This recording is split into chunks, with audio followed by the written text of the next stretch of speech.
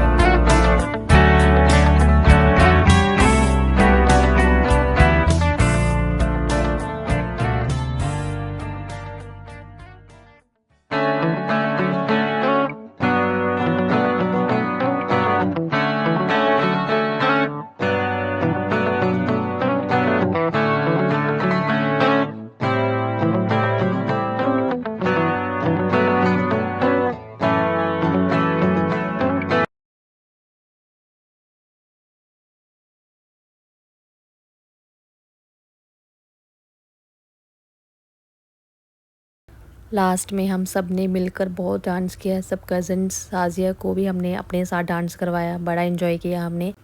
Next day हम शगुन लेके जाएंगे साजिया के ससुराल।